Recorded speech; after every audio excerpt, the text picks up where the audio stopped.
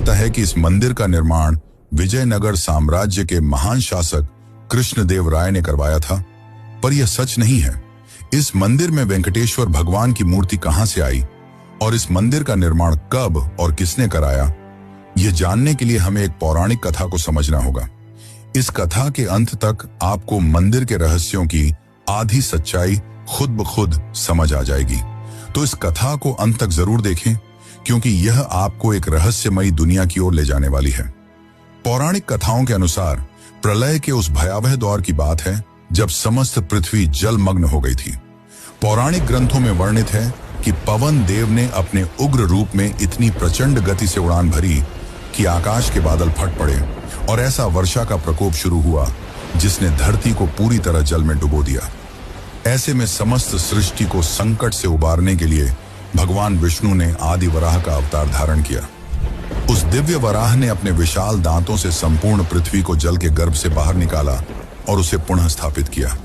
इसके बाद सृष्टि पर पुनः जीवन का निर्माण करने के लिए ब्रह्मा जी ने विष्णु जी से अनुरोध किया कि वे यहीं रुकें, जिसके बाद विष्णु ने अपने वराह रूप को परिवर्तित कर एक नया दिव्य स्वरूप धारण किया। 4 भुजाओं वाला एक तेजस्वी स्वरूप जो साक्षात भगवान विष्णु का ही रूप था। इस स्वरूप में वे भूदेवी के साथ तिरुमला की पहाड़ियों पर निवास करने लगे। यहां उन्होंने मानव जाति को ध्यान योग और कर्म योग का ज्ञान देना शुरू किया। समय बीतता गया और कलयुग का आगमन हुआ।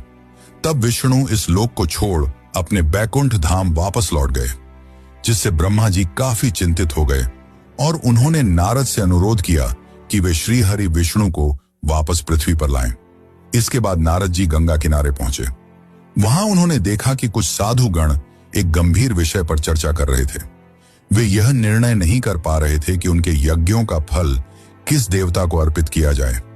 तब नारद मुनि के सुझाव पर महर्षि भृगु ने त्रिदेव की परीक्षा लेने का निश्चय किया।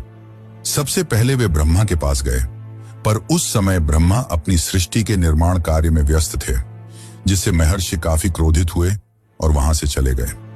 जिसके पश्चात महर्षि शिव जी के पास पहुंचे।